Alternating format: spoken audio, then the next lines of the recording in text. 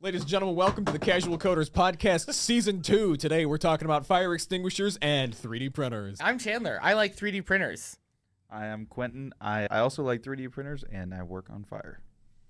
I'm Seth. I like 3D printers and work on fire, lasers, basically building anything. And of course, I'm Ian, and I like setting fires. Arsonist over here. I'm thinking about buying a new 3D printer. The finance of Bamboo Labs P1P or the X1 Carbon. I'm so torn, dude. Like on one hand, I really want a Prusa Mark IV. On the other hand, you really want the Big Rep 1. On the other hand, I either want to get the printer that Kyle bought, which is the Bamboo Labs P1P with the multi-materials. Yeah. Because Haley is really into the multicolor prints. She keeps seeing them on TikTok and on Facebook, and she really, Haley being my wife, she really wants me to do the multicolor prints. Well, you got to sell them then. Let's go for Make the bank. Prusa XL. Prusa XL? Isn't that like it's only $3,000? Yeah. Just money. It's just money.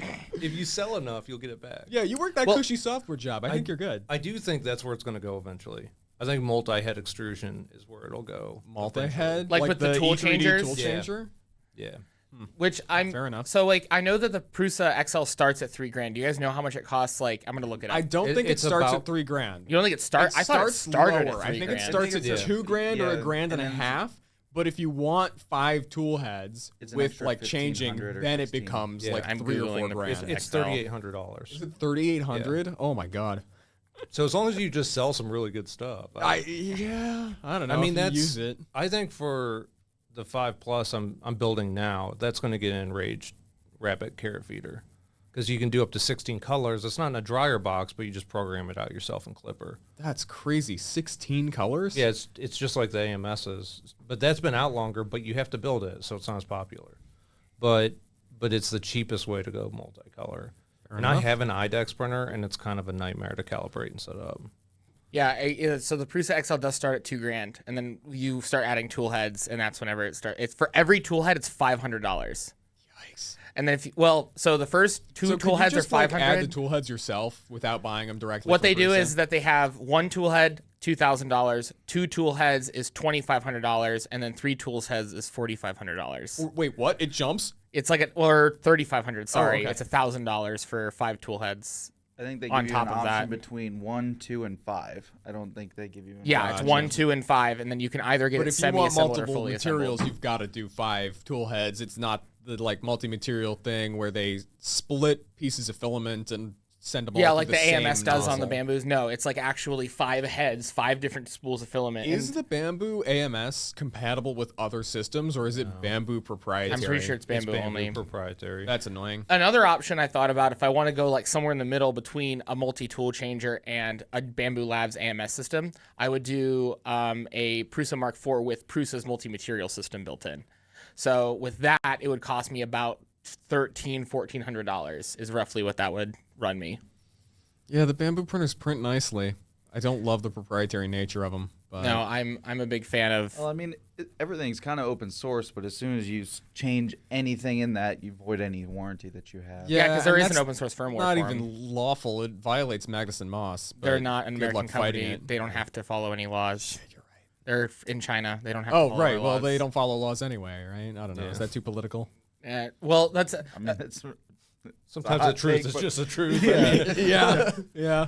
but the Prusa Mark IV apparently is like way faster than the Prusa Mark III. Apparently, some of the software improvements they did, and they have new stepper motors. They have a new 32-bit driver. Like apparently, it's like double to triple the speed of the Mark III. Yeah, but unless they're doing Core XY, a Core XY system will always be faster. It is all yes, break it but to they you, have the but- linear advance and they have all the correct mathematical corrections to make sure that it's as fast as an i3 system can be. Right. I don't disagree there. I think it's as fast as an i3 can be, but you Yeah. still be faster on Core XY. Core XY which is would be why faster. what the XL is, I believe. XL is Core XL is XY. Core It is, XY, yeah. yes. Yeah. It's But a that's- problem though. At that price point, you can go Bamboo with like the P1S, Right, you go P1P. Bamboo For with the price of what a Mark IV with the multi-material would be, yeah. And Right. you're looking at the same print bed size, and you're proprietary Bigger on actually. both Bamboos are ends. larger. Is it? Yeah, like a So- lot. I think the Prusa stuff's mostly open source. It is. But at the same time, for the cost of one Prusa XL with 5 tool heads, You can get, like, could 3 get 2 or Bamboos. 3 Bamboos Yeah. with the AMSs and have a whole print farm going instead. Yeah. The So- only advantage is the 5 head system is you can have different filament types. So if you're running Right. like PETG and PV. We have a roll-up TPU. PVA right there. Yeah, you can Yeah. do like the dissolvable supports. That's what I it use my seems like IDEX you could do for. that with Bamboo's thing as well, but I don't know. 'Cause it takes more time, I guess, to ramp the nozzle to Yeah. whatever new temperature it has to hit. But it fully clears the filament path every time, as I understand it. Yeah, melting it's just temperature whether or of not that? it could keep varying the nozzle temperature up and down. Right, exactly. I just You're gave fighting. But. him a doorstop I make, and it's Celsius. TPU and PETG. So I'm running 2 different nozzle temps the I whole guess entire only time. half a pound. Right, so you Yeah. got that Yeah, I time guess that it takes to yeah. ramp up and down, and And the ooze shields don't take much time for the IDEXs. I'm not sure how the XL handles the oozing from each nozzle, but doing that, it just does one quick lap around the print and then dives right in. yeah, I've seen that. Did you see a bunch of people like freaking out about how all the Bamboo printers like waste like the little bits of filament? Apparently, a bunch of people It's were a like, lot. "It's apparently it does add up." Yeah. Oh yeah, absolutely. Yeah. I mean, he was talking about it. It was a huge amount of filament. It's like, depending on what you're doing color-wise, it's equivalent to the weight of the print in waste material, straight up. The full weight of the print. Yeah, Okay. it can be depending on what you're printing. But I thought that was like that's not. That's like for small prints. Well, I obviously, didn't think that was but- just Bamboo though. I know that the multi-material system in the Prusa does that too, but it does it in a simpler way where it has a different way where it has a purge block. Oh, Bamboo also has You the can purge block. you can do a purge block in Bamboo, yeah. It's just it takes up your print space. Yeah. But that's the same system they're all going to. So Creality's is going to be extremely similar. So is Anycube's. I imagine if you've got multiple print heads, though, you eliminate that waste basically entirely because Yeah. each print head is just, it parks and then drops to a lower temperature, comes back up. I imagine you still maybe spit out a little bit of material just to prime the head, and then you print your layer. I have to imagine it's much, much less waste than a full purge tower and making the poops and whatever else happens in there. Yeah, and I noticed there's starting to be some open source stuff to build your own 5-head changers, 2-head changers. Yeah, I think it's slowly becoming, Still too more doable. expensive because you're building 5 hot ends, but Right. If you're using genuine parts, that's $500 in hot end right there. Yeah. But Easy, yeah. Someone I did see someone built a their name is slipping my mind. The open source printers you were talking about building one. I was talking about building one. Voron. Voron, yeah. The Voron, apparently you can build tool changers on the Vorons now pretty easily too. Yeah, they I have imagine official so. open source projects with that. What I wanted to do when I was looking at building a Voron, instead of just building, I was going to have a tool changer, but a manual one where I have to unclip it and clip new tools onto it. And I wanted to build my Voron using acrylic sheets that are UV like resistant, so I could put a laser cutter inside of it as well. I'm always so terrified by those open frame lasers, man. It's Well, that's such why a I would powerful build thing, That's why I would but build the sheets, like the UV or the laser resistant sheets. I'm pretty as sure the case. laser punches through the sheet, though. It's my understanding that on top of real industrial CO2 lasers, it's like tempered glass or a material that can actually like attenuate all of the laser power. So you're- But I think you might have more knowledge there than your I. beam strength as a focus point. So once you're outside Oh, of that that's focus true. point, it dissipates really quickly. Right, So like yeah. a reflection back on the acrylic that's UV resistant, it's not going to pierce that. I have a CNC that has a laser head diode like what people use in the printers. They're really slow. Like the detail's nice, but the cutting stuff like that's really slow. But having it open like that is a nightmare because then you're walking in, you're wearing the dumb glasses the whole time. It's annoying. So yeah, if you ever do that, I would definitely do a UV enclosure because it's just too much of a hassle. Is it worth it? I got 15 meters of 2020 alu extrusion that is waiting on a project. I've also got 4 meters of lead screw M8 that I need to do something with. I guess I could throw a diode laser head on there and make a I think the new ones laser, might be. The new but ones, mine's like a. I'm just afraid of it because cutting deals with fumes and Yeah, reflections, and it's such a hassle and nightmare.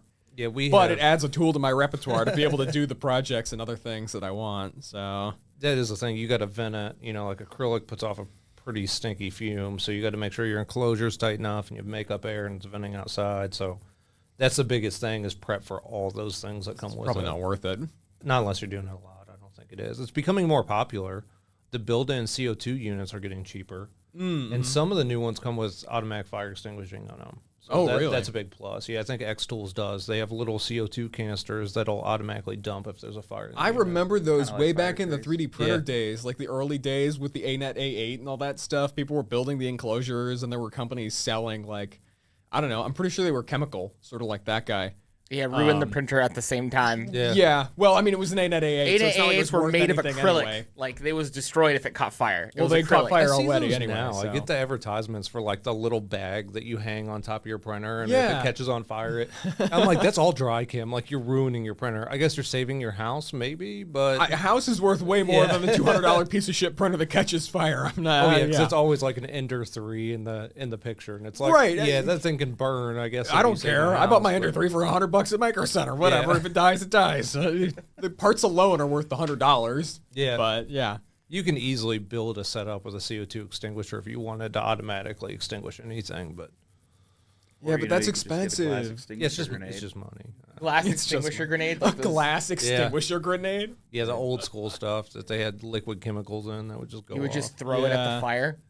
What Or is they hung in the- attics. Like there were these little metal wires, and they would just hang there, and if sun caught on fire, it would just blow up. I didn't know that. That's Yeah, interesting. they're pretty Yeah. toxic, but Yeah, they're all full carcinogens. Like, Well, we don't blow 'em care up just about to blow those. 'em I don't up. believe in them carcinogens. to be fair, I guess what's more valuable, your business or your employees? Either. I guess that depends on the company you ask. Yeah, it really depends. Amazon, the company. well, you No, have like that now. mom Like pops some up. some of the extinguishing now will kill like anybody in the room if they don't get out in time. Well, CO2 will kill you obviously because Yeah. you can't breathe. But like, what Oh, else? what do you mean? No, I can breathe nitrogen. I breathe nitrogen gas all the time. So what other like extinguishing chemicals would be like that dangerous that it would like you would tap out like if you were in there for more than like a couple seconds? Energen. Energen won't kill you, but when it releases, it releases 3,800 pounds per bottle into a room. So if there's not enough air venting, it'll actually blow the walls out. What? That was like cinder block walls will just blow out if my there's not God. enough room for expansion.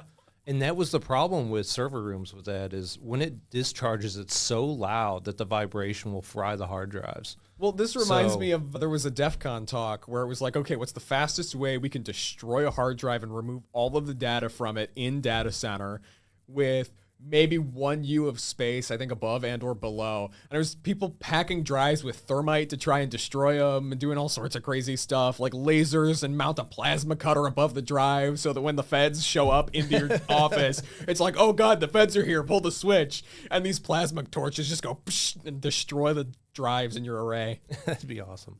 It'd be cool just to do that. Like, how Yeah, can we right. destroy this? They were fastest? experimenting with like shape charges and all sorts of funny stuff. It was like, oh yeah, we went to the bomb range and like had the bomb squad come out. We were using these shape charges to blow holes through platters, and I feel like it's I feel like it'd be really fun. Yeah. but like you're gonna get investigated by the feds and you're going to prison forever for that. I want to say if you really wanted to like act like you're caring about your system, but at the same time not, just set it up with CO2 instead. You know, you Apparently gotta- so, yeah. you gotta CO2 fire won't them. fry it because they used to cover server rooms with CO2, but the danger of it's Well, why if you they just kind fill of the server room with nitrogen or CO2, so that when the bad guys come in to steal your data, they just go. Yeah, Or just fill it with a whole dry chem system. There you go. Yeah. Yeah, right. corrode it all. Unauthorized access detected.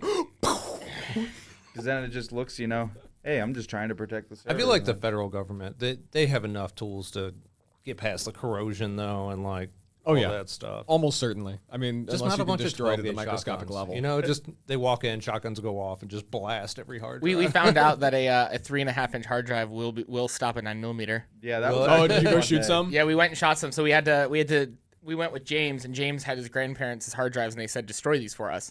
And we went to the range, and we shot one with a 9mm just to see if it would stop the bullet, and it When did. did you do that? You never invited me This along? was like Or this 2 or many 3 years ago. Yeah, It was Yeah. longer than that. It was before COVID. Yeah, it was a long time It ago. was pre-COVID when we did this, yeah. But it was. I don't have any hard drives that need destroyed. I'd have to dig through my archive of video, but I'm pretty sure I've seen it. I mean, I know what happens, right? I've seen people shoot them with shotguns and 9mm. I feel like that could be a cool 22. project. Like not to actually wear it, but here's your active shooter bulletproof vest for an IT guy.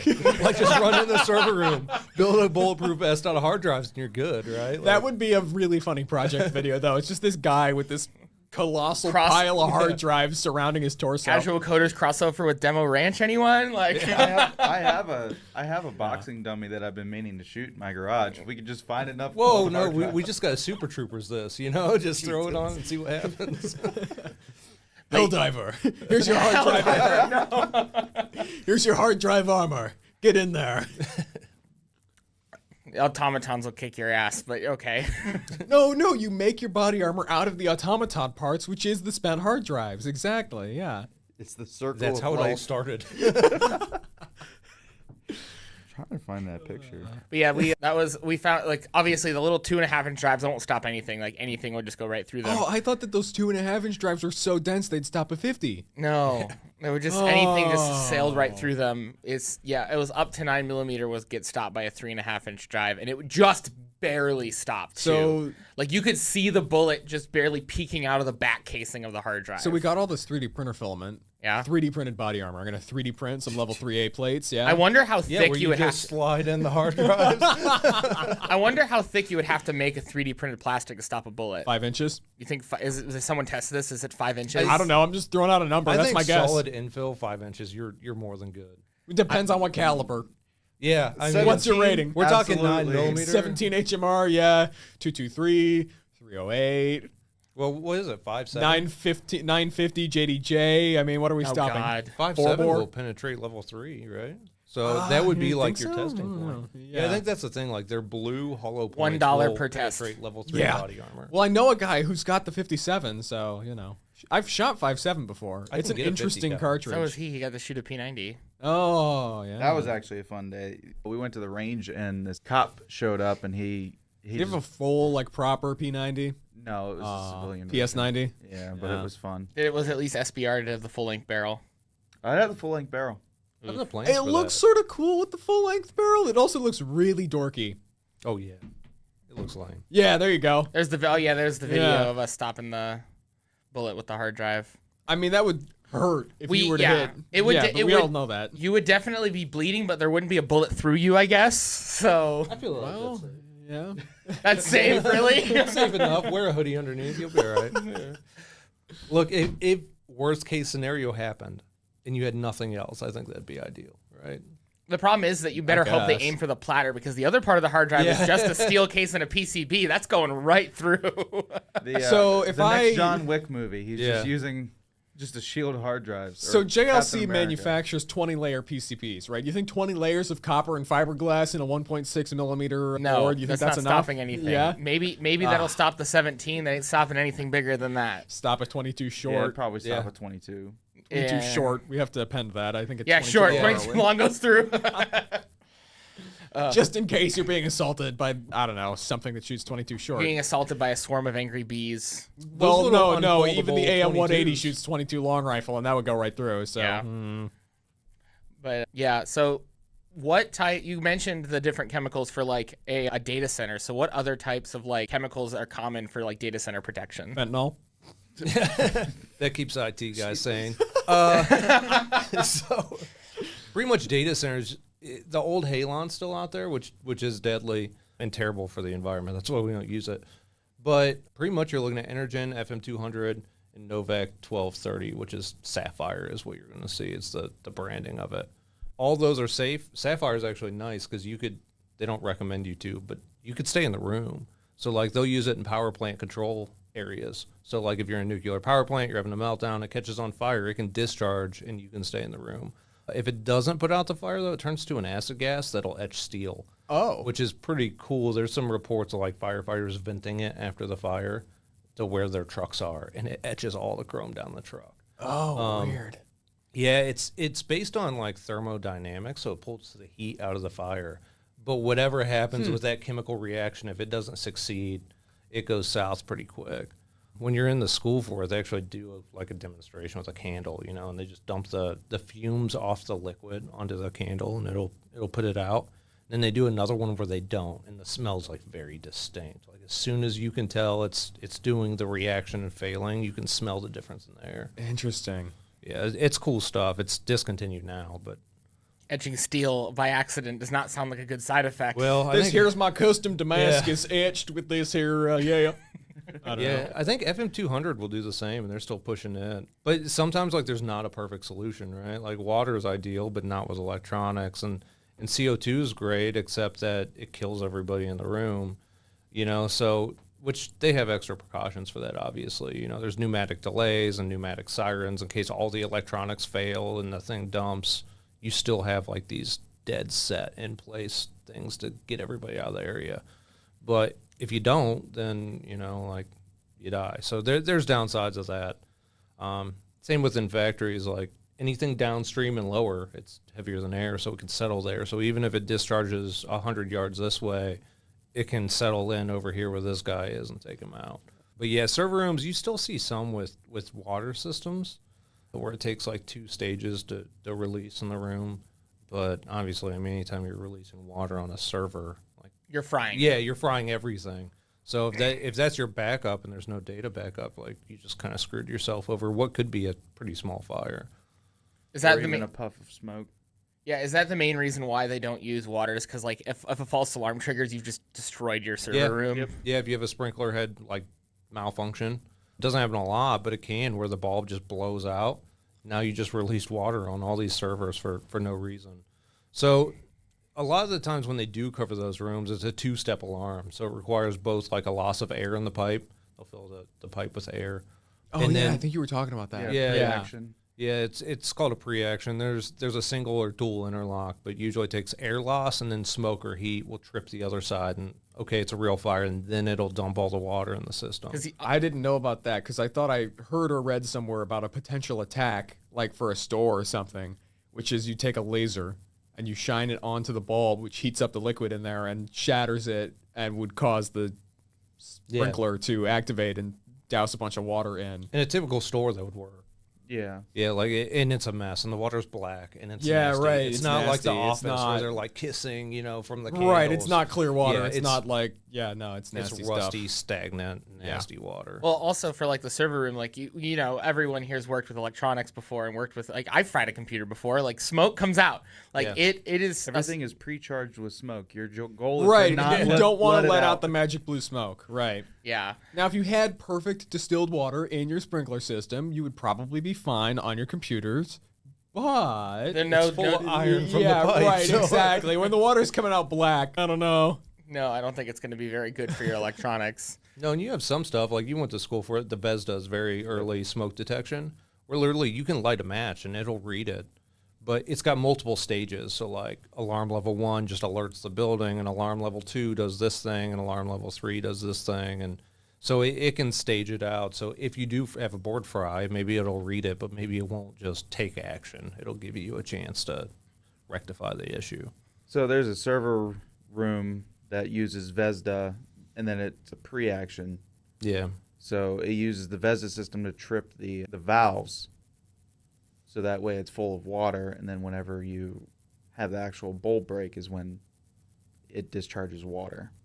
There was, I think, 30-something Vestas, and it was all covering their furnaces and their air handlers, and there was so much air movement that you would need a lot of smoke to trip it. Yeah.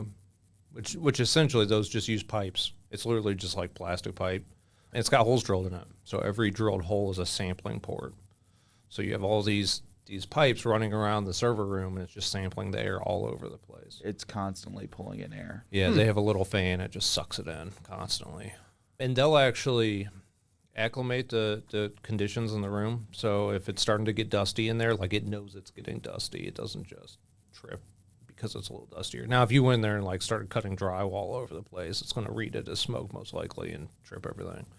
Because smoke detectors don't know if it's dust, a vape, or smoke, or anything that's going to scatter the light particulates in the head is going to be considered an alarm to that device. So these are smoke detectors that are using the light method. Because I've heard of some smoke detectors that use the radioactive isotope to detect That's smoke. an ion. Yeah. Yeah, and that's so. Do you use both, or is it just one or the other now? Like usually the light-based ones. Some server rooms we use both.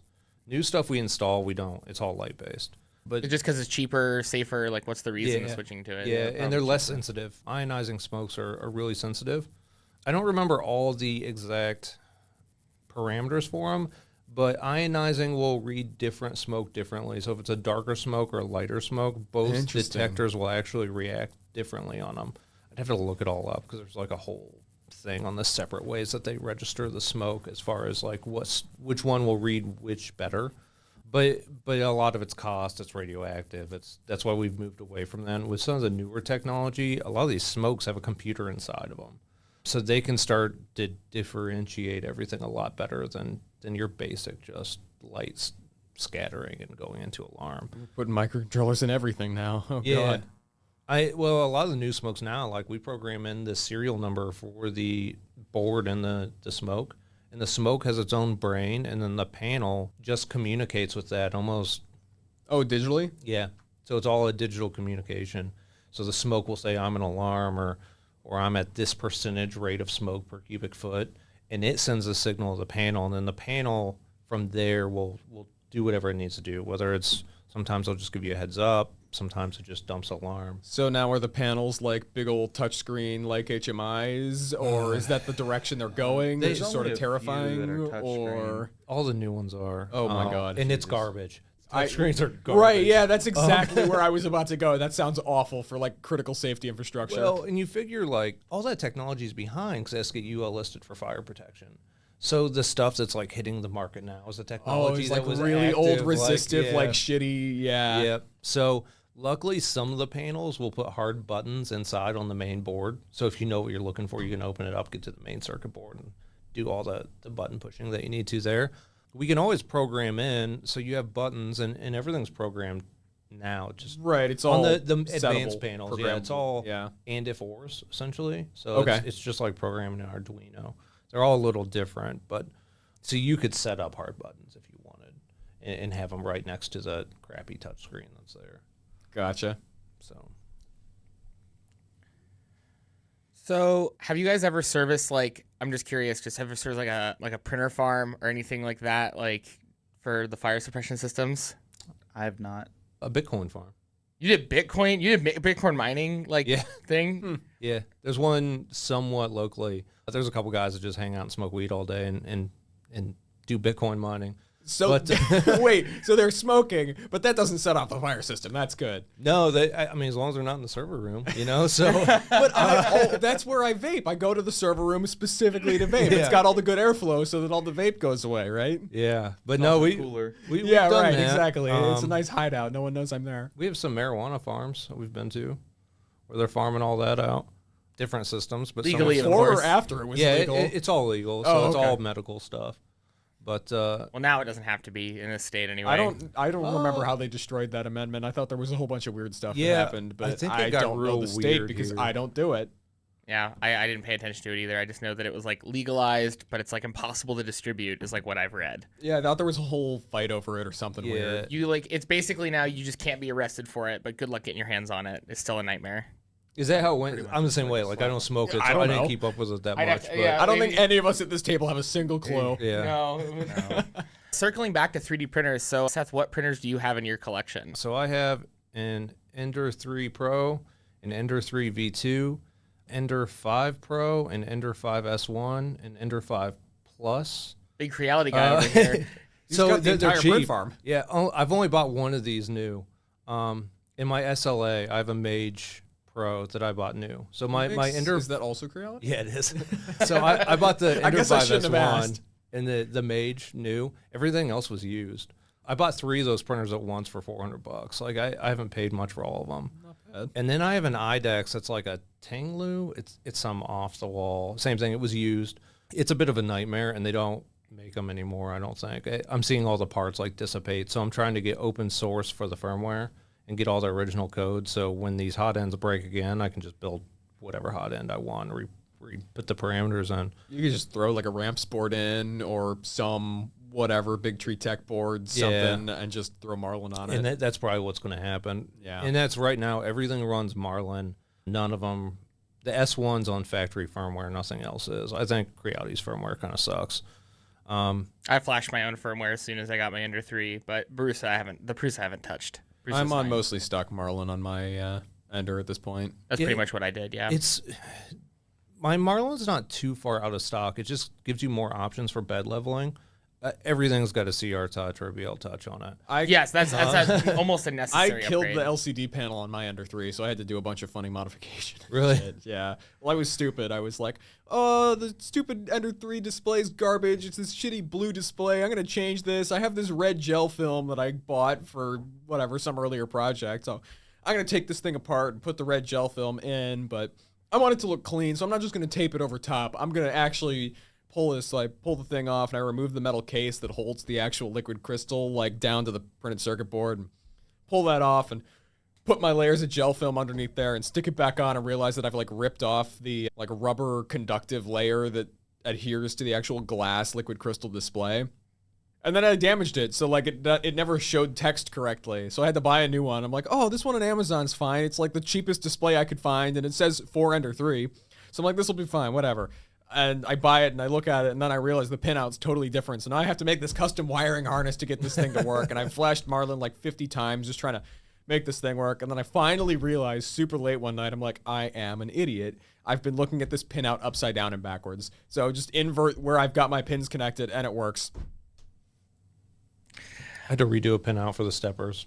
I flashed one of the firmwares and all the steppers went backwards. Oh. And I was like, I could change all this, or I could just swap these wires around. Yeah, right, exactly.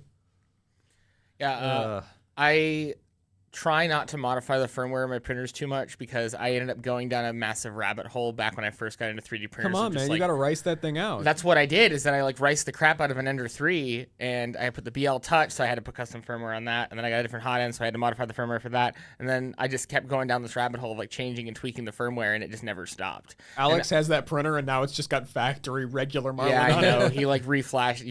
He put it back to factory. I had to put it back bone together. stock. I had to basically take that printer all the way apart and then rebuild the thing to get it to be an I actually fucked it decent up state. so bad. It was bad. Like it was so bad because I was new into the hobby and I didn't have a lot of experience, and it was just a nightmare for me to do that to it. So now Several of the parts were installed backwards. yeah, it was pretty Nice. bad. But either way, it's long as it's fine. not The the printer fans, works right? now, and also I'm probably Does don't it? know. I don't think Alex has touched it. Alex hasn't touched it because Yeah. he's not. So at what point do we send the repo man? I'll be the repo man. I'll take the printer back. Also need to get the welder off of him. But no, I think I'm gonna switch to more getting like the like Bamboo. Like just I want to print. I don't care about fucking with the firmware, messing around with the stuff. I just want to be able to print. So I've talked about this before, but like that's why the Bamboo Labs and the Prusas really appeal to me, is that I can just set them up, print with them, not think about like, oh, is this print gonna fail? It's not gonna fail. It's I've printed a dozen or 24 things in the past week on this printer, and it's worked every time. So I mean, I'm that way with my Ender at this point. I don't know. It's configured Yeah, but even to then with- actually just work. I mean, I still hate it. I'm not a Creality fan, but my biggest complaint Sorry. about Well, I hate the I think they're low threes- budget, fairly crappy Oh, printers. they are. But The threes, I think, I don't like them. Like, I have both my threes now. One has a Sprite on it, which the part cooling on it kind of sucks. I'm working on a new design for the fan ducting for that. But both of them, I can press start, and I know they're going to print. If they're going to fail, they're going to fail immediately because I was messing with the firmware and I royally messed it up somewhere. But those and both my Ender 5s, same thing. Like, I can press start every time. I think I've had one failed print on my 5S1 since November, and it failed immediately. It was a bed adhesion issue. that's My, generally where I am with my Ender 3. Yeah, like- just click go and it'll work as long as I get a decent first layer. Now sometimes I have to fart with it and it fails occasionally, but it's usually my own fault. Yeah, So there's plenty of failures where I've been like, I'm going to run a 0.8 nozzle on this basically stock hot end. and Right, see what exactly, happens. yeah. I'm kind of asking for failure. But like the 5 Pro, that didn't work at all when I got it. And I put a new tube on it, and I'm printing like the Cinderwing dragons with the articulating wings and everything. 100% of the time, perfect. Like nothing's sticking. It cools down to the PEI blade. I just whip it off, and everything's perfect. The IDEX is generally a nightmare. And then like the 5 Plus, that thing's getting a full overhaul. But my goal eventually is I like messing with them. I wish I liked just printing, but I don't. They'll start printing good, and I'm like, I bet I can make this better, and I tear it back apart. I But, rarely touch my printers anymore. I used to be more involved in the hobby, and I've moved on. It's something for me to do while the laser's running. So I might start a laser job and it might take an hour. So I have an hour where I'm like in the basement. I can play video games or I can work on this stuff. So the 5 is going to be like my constant project now. It'll get switched to Core XY, like a Mercury 1.1 kit, converted to a Voron. And it's getting a custom hot end now. So that one may not work right for a while. Like that might be your Creality where I just keep adjusting and fixing and like we'll see. But I like working on them quite a bit. But I agree. Like I think if you just want to print and you don't want to deal with that stuff, like just I don't think I would buy a Creality. Maybe a K1. Maybe they're better. I've heard the K1s are really good for that. The K1s are like, that's Creality's flagship. So they made sure that one is like almost perfect where you can just set it up and it will just print. Apparently they got in some deep shit though because they used some open source software that they weren't supposed to use. But again, Creality's in China. No one can prosecute them. So it's just, oh well, I guess. Be upset at them. It's Maybe also don't got to buy be their printer. really good because it's their competitor to the Bamboo. Like P1P Yeah, it is their direct competitor to the like P1P. X1. So like it has to be good. Otherwise, everyone's just going to buy the actually better P1P. Which, from what I've heard, though, they matched it. Like the prices are the same, the performance is roughly the same. The big reason you'd want to get the Creality though is like, so Bamboo only offers like one size for their big Core XY printers. They offer it's 256 millimeters squared or cubed. Sorry. Oh right, and the K1's bigger. And the K1 has a K1 which is the same size. They have a K1 Max which is 300 millimeters cubed. Yeah, it's basically the Enter 5 and a. I really wanted to build the 350 cubed Voron, but I've given up on that. I think You're not going to do that project anymore. You just don't. It's such a pain to cut all the aluminum extrusions and build out a frame. That's why it's such an expensive printer. Like I have parts they floating have around, kits, but right? I don't have enough miscellaneous. I don't need to spend $700 on a printer though. I have a functioning printer. It's more like $1,500 if we're honest for a kit too. I've looked at doing a Voron. It's expensive. Even I've got 2 functioning printers. Now I rarely use my printer bot anymore. It's old and I've done weird shit with it. It runs a 0.6 hot end. But honestly, it works great for big, like chunky mechanical parts. When I just want to slap down a ton of material and make a big thing that's like a brick that holds stuff together, it works great for that. And then I use the Ender 3 for slightly more detailed stuff. And the Ender 3 is not perfect, but it doesn't have to be. My issue is that I go through project stints where like for like a month, I'll print every day and do these massive projects, and then I won't touch my printer for 3 months. And then I do another month of just constant printing, it makes it hard for me to justify buying another printer because I only use my printer like for long stints a couple times a year. So yeah, like, I'm even rarer than that. I do, once a day or two every several months. Yeah, so like it's hard to justify. 1 or 2 objects, like a case for a project here or there, or unless I want to do like start an Etsy store, like you were talking about, like which. Yeah, do you sell your stuff? Yeah, so we're just doing local vendor shows now. I was doing the laser stuff and all that on Etsy last year, and we moved, and I shut down the store for like 4 months and just lost the momentum. Yeah, but was it going well when it was going? It was, yeah. Good. Like I was racking out orders quite a bit because I do woodworking too, so it was kind of like all mixed together. Hey, I did some woodworking. Yeah, but yeah, so I'll sell them low. But then I like some bigger projects too. Like right now I'm making a life-size pit droid, so I just got to paint that and sand it now. And then my next project is going to be a couple of the larger droids from Star Wars. That's cool. Yeah, we're talking like weeks of printing, all 7 printers constant. Oh my god. So if I had like a couple X1 carbons, I could probably do it in less time. But for running enders, they're just going to run forever. So then are those commissions, or do you just make it and then sell it? I'm making these for me. Like, okay. So down where you can call it my lab or whatever. Yeah, right. Right now it's just a brick wall basement. Like I need to design it and make it kind of feel more cool, I guess.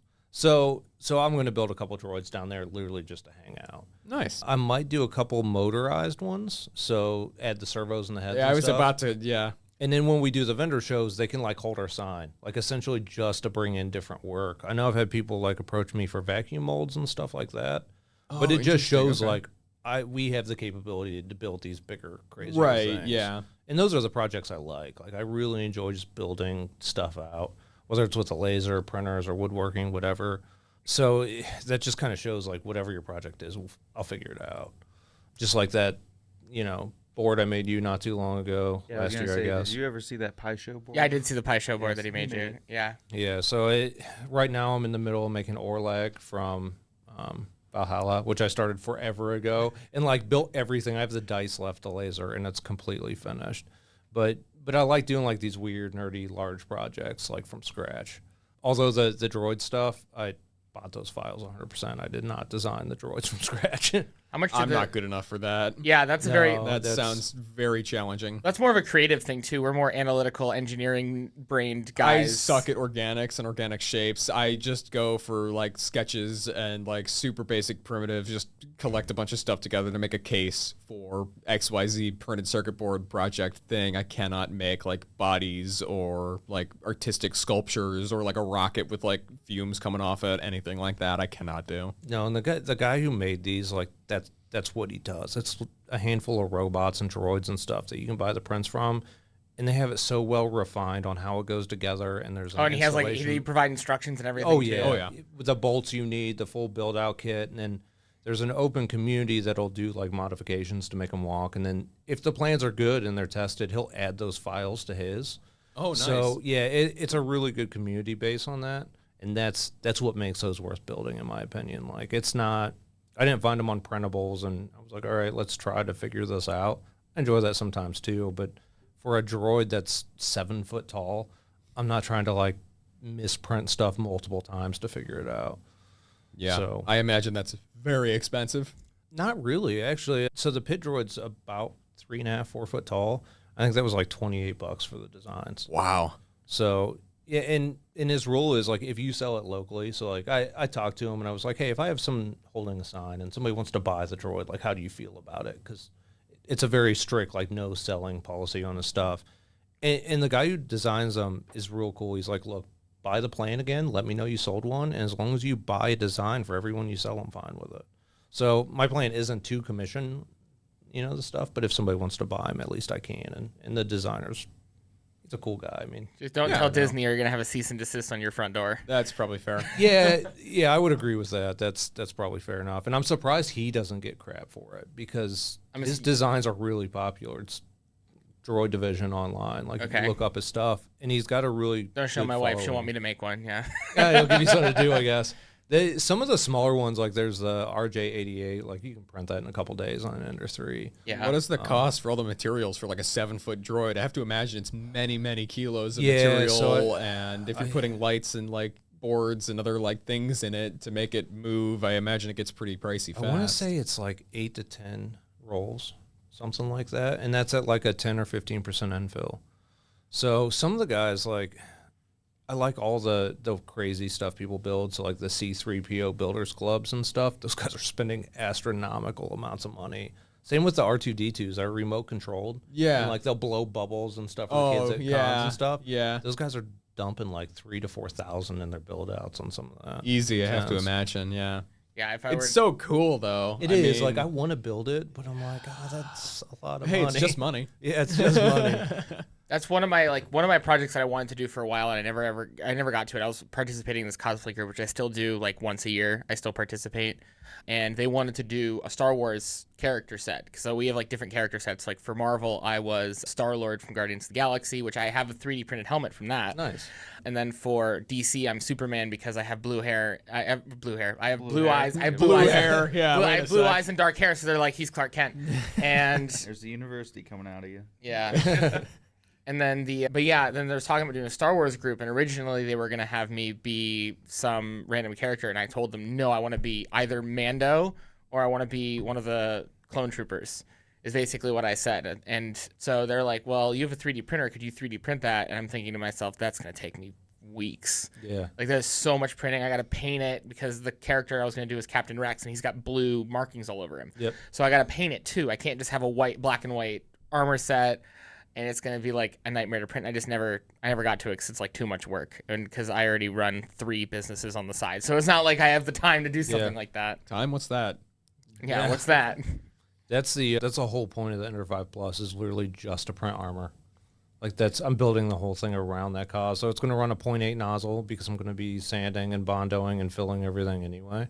So I'm just looking at quick, cleanish print times. And if I were to buy a Prusa XL, that's what I'd use it for. Is I would just get a big nozzle on it and just print massive parts with it. Yeah.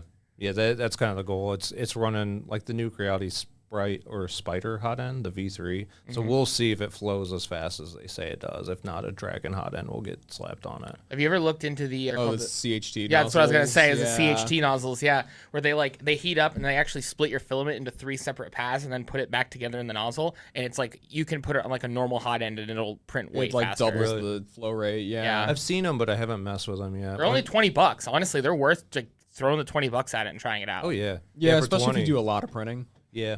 Yeah, because right now I have a ton of nozzles, but they're all cheaper ass. When I bought these last 3 printers in like a bulk, the guy was like, here's all the parts I was going to use to try to fix it. And it was like all these belts and all these nozzles.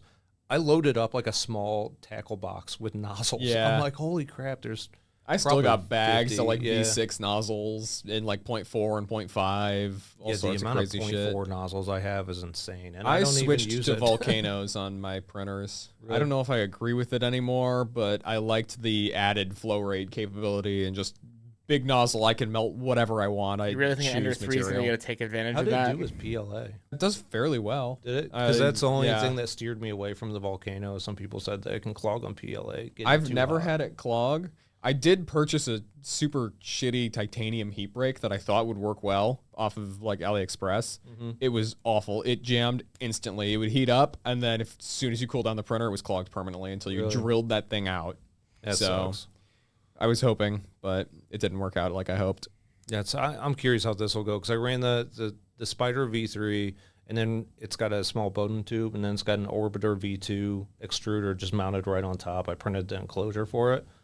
And then the filament runout sensor is just mounted right on top of the V2. So my goal was like, because a lot of these Ender 5s, the runout sensor is 1.5 feet away. Yeah. So you're pulling the filament out. It's not like it's much, but it just seems wasteful to trash It does. I agree. So we'll see how the whole thing ends up working together. Have you shifted any of your machines to direct drive? Yeah, so I have a I V2 hate Bowden that's direct. setups. Yeah, so I hate do them so much. The 5S1's still Bowden, and the 3 Pro's still Bowden. The S1 comes direct drive. The V2 I switched to the Sprite extruder, and then I'm switching the 5 Plus to direct drive. The ADEX printer has direct drive on both, and it's CAM communication from the factory, so that's kind of nice. Not that there's that much on the heads, but So Quentin, you've been really quiet. How's your Prusa Mini doing for you? It's fine. It's fine. Just prints. It just prints. Because it's like Yeah. it's like Prusa's like Toyota of printers. Just like yeah, it works. Right, exactly. That's it. That's all yeah. I have to say about it. Do you It even runs. do you even have to do the regularly scheduled maintenance? I don't know. What all is I do, the regularly all I scheduled do is dust it off maintenance? once in a while. Maybe lube the Yeah, right. linear rails, and it's good. Yeah. So funny enough, I just lubed the rails the first time, probably about 2-3 weeks ago. Nice. Yeah. And I've had it probably what 2 years? yeah, something like that. Yeah. Yeah, 2-ish years. Because that was my first printer, is his old Ender 3 V2. Oh really? Yeah. Yeah, I remember you sold it, and you're like, I hate this thing. I'm getting a Prusa Mini, and you haven't gone back. Your Prusa Yeah. Mini's just sold you. To be fair, I did warn you that it needed some TLC. It did. But it worked. I had it working, and then I was like, I bet I can make it work better. And it went to direct drive like within the first 4 months. Yeah. Yeah, I tried doing the direct drive on my original Ender, and it was a fucking nightmare. Well, yeah, you didn't do it right. Yeah, apparently I didn't do it right. He didn't. You know how you need the little spacers that go over the like nuts so Yeah. that you don't crush the like wheels? He didn't do those. Oh, So he just crushed the wheels into the print that he made. So they rubbed in and they like really, yeah, they were grinding and Nice. not good. Yeah, it was mostly, which I do still have the file. Primarily mechanical faults on your own. Yeah, I'm sorry. they were, which yeah. they're fine, but it was because I was learning and I was still new. But honestly, I'm not gonna do that anymore. I'm just gonna buy a printer that's ready to go at this point, and not worry about it. So You need a printer so you can print all the parts to modify Right. the other yeah. printer. yeah, Well, they're self-replicating machines. Yeah. You can print your own mod parts to make it better. I did that with my printer bot. I saw a project where someone designed a printer that could print. It could print itself. Oh on it yeah, itself. because it does the weird thing. It has where like a weird design. So yeah, what it could do is that it prints those 4 towers that it screws up on. It sits on 4 Yeah. towers, and then it could print more onto itself, so it could like stack on top of itself and make its Z height higher. It has an infinite. But it has to weird. build on itself to make the Z height infinite. That's so weird. It's so weird because his idea, apparently, the whole concept of this is that it's supposed to be a self. Eventually, he wants it to be able to print itself. so that like every The component. guy's working on like 3D printing motors with the thing. It's really this weird. dude is like he's trying to make it so you can like ship one of these machines off to like a planet, Mars and to like just have Mars, it- and then yeah. just leave it run for like 20 years, and then you come there and there's a fully complete like factory already on Mars ready to go. I mean, It's a cool idea, concept. yeah. I hope it Some works out like for him. sci-fi Yeah. shit, but like it's he's got a lot of work to do. I feel to like get printers Star are Wars sci-fi shit, like on their own. Because we live in a weird cyberpunk dystopia already. Yeah. It's crazy the amount of stuff that we have. Yeah. But yeah, it was just a weird project. And I watched the video where he did like the 3D printing with the motors and like the copper. I When haven't seen that yet. I- but like, summary. The summary is that like he was using I think it was copper sulfate is how he was getting the copper, which is like a cheap chemical you buy on Amazon, and he was like directing the electrode to where he wanted the copper to stick. Oh, deposit? Yeah, because his issue was that when you electroplate an entire 3D print, is that it's not even. Right. And that's just a downfall of electroplating, especially with a inconsistently conductive material like conductive filament. So he was like literally directing the electrode using an Ender 3, like an electrode on the end of an Ender 3, to just like direct where he wanted the copper to go. Was how he was doing it. But he would like 3D print the PCB as like he would print like canals almost to put the sulfate solution in, and then that would make his PCB layout.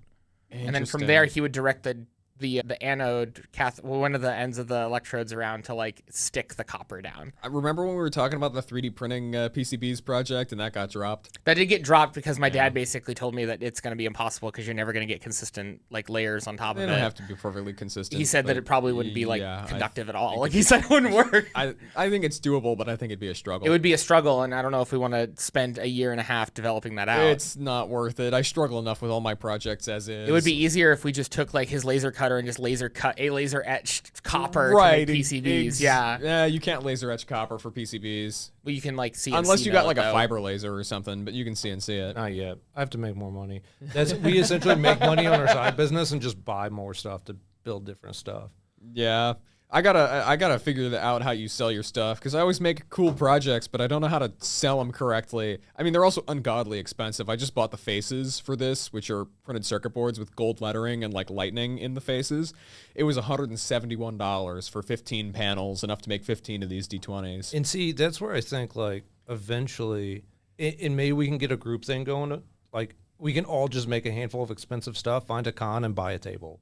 Because I don't make enough expensive projects that go towards like one person that's into something. Yeah, But like feel I need to sell these for like $150 each. I think the material cost is about $50. Plus, I have several hours of labor in actually assembling the thing and epoxying it all together, and I have to do some micro soldering because I'm using direct contact on the one's face. I have charging on the little dots there. Yeah. So there's work that has to happen with each one of them. I saw that, and I was wondering why everything else but the one. Yeah, is so I'm solid. going to have to make a little charging base, and you'll set it down on the charging base, and 4 little pogo pins will come up and press onto those conductive copper pads. It's also how it exposes its serial wire debug interface, so the ability to reprogram the firmware on there. What is that? What is that? Serial wire debug? No, what are you holding? Oh, electronic D20. It's a die for tabletop role-playing games, Dungeons & Dragons, Pathfinder, whatever, system requires a 20-sided polyhedral die, icosahedron, i.e. D20. So it's just a D20, and then what happens with it, though? It runs math inside of it and knows what it rolls, when it's being rolled, and theoretically lasts a long time. I put a lot of time and effort into making sure that thing has a stupid low power draw. It draws about 3.5 microamps when it's just standing there, sitting in its standby mode, like on a table. So if you don't touch it, the battery lasts 4 years. But the instant you start rolling it is when it gets a little lower. Yeah, but how 'cause- you don't have any measured time for how long it's going to take to actually drain the battery, but I bet you it is like a long time that you could probably use it before you have to charge it. I don't know. The LEDs, I think, are probably sucking down 500 milliamps right now. How big is the battery? 200 milliamp hour. Okay, so But each roll is only several seconds. yeah. So I don't know. I mean, over one normal D&D session, I think the battery dropped like 0.02 volts or something, like microscopic. It was tough to measure. So It was almost unmeasurable, like low. right, like 4.02 down to like 3.98 or some weird. So I mean, I'll figure it out when it stops rolling. That means it'll hit 3 volts on the battery, and then the battery management system will cut it off and say, hey, this battery voltage is too low. So unless you're playing D20 Risk, you're probably pretty good. I imagine so. I mean, honestly, I'm at the point right now where I've used it several days in a row. I've gone to several sessions with it. I don't roll it constantly. You gonna use it but tonight? Yeah. Yeah, hell yeah. So, I don't know. As long as it lasts several weeks, good enough for me. I mean, I'm ready to sell them. That's why I ordered 15 copies of the board, but also because of the way it is for 5 PCBs, which is the minimum quantity, so 5 dice worth of faces, it's like $116. For 15, it's like $150. So it's like, well, I may as well just do the 15. So yeah, it might be worth to do like a collaboration. We'll find a convention and we'll all bring our most expensive, nerdiest stuff. I think it'd be cool. Yeah, I mean, there's Gen Con that goes on if you're going for really nerdy stuff. That's in Indianapolis, Indiana, somewhere, I don't know, west, I think. Not too far. There's Colossal Con up at Kalahari in Sandusky, and I know there's also Ohio Con down in, I think, Columbus. Yeah. But those are more like anime sort of things. But I went to MagFest, and there were all sorts of like D&D stuff on tables. There were like rubber dice nerds do nerd things. Like yeah, right, exactly. Whoever would have thought? But yeah, all sorts of dice and like weird things. People like SLM print. So metal, selective laser melting. Oh, cool. The metal like prints. metal dice. And they're like wireframe, sort of like this without the faces on it. And they make such a nice noise when you roll them and they clank together. They like chime. That would be so cool. They're pretty neat. But Probably ridiculously expensive, but cool. yeah, people. You know how expensive metal printing is? It's not that expensive. Really? I wanted to metal print the frame for this out of 316 stainless. And then I realized that it weighs a pound. Yeah. And I was like, wow. Okay. Right. So then when you roll it, your table goes dunk, dunk, and you put these dents in every table you roll it on. So I was like, maybe that's not That would be right a good move. meme. Get a D20 that's that size made of steel. Just Someone milled a huge aluminum D20 at some point. It was like 15 pounds, like this big. And yeah, it dents concrete, it dents floors, tables. I mean, it'll break through the table if you were to roll it. Could you use an aluminum welder to 3D print it? Like you could make. Oh, that I see what you're saying, right? like TIG. Just tap. Someone tap, made tap, a tap. MIG welder like off of an Ender 3, and he like sort of printed a benchy with it. It wasn't great, but it did kind of work. Yeah, it's a budget metal 3D printer. I could see there being bad, but yeah, a way to do it. It would be rough though, because you're gonna have the splatter unless you encase it and keep welding gas in there. Metal printer for $300 is just a $100 Ender 3 from Micro Center and a $200 welder from Forever Free. You need way more than that. I'm sorry to break it to you, but yeah, you needed like argon gas to shield the whole thing. Yeah, but if you did it enclosed, you could just hit a puff of argon, seal it in there, and you're good. I guess. Or use flux core if you want it really splattery. Hey, we got the flux core wire. Yeah, we have a flux core welder. Yeah. If we got enough Ender 3s, I think we can make this happen. Hey, I'm fine with it as long as it's not my Ender 3, right? Well, Alex isn't being utilized. Yeah. It sounds like we have a spare one. Sounds like we have a spare. All right, well, this has been the Casual Coders Podcast. Thank you all for listening to our random conversations. You can find us on social media. We've got Twitter, we've got YouTube, we've got everything else. We also have a main channel where we upload yearly random project videos. Thank you all for watching, and we will see you guys in the next one.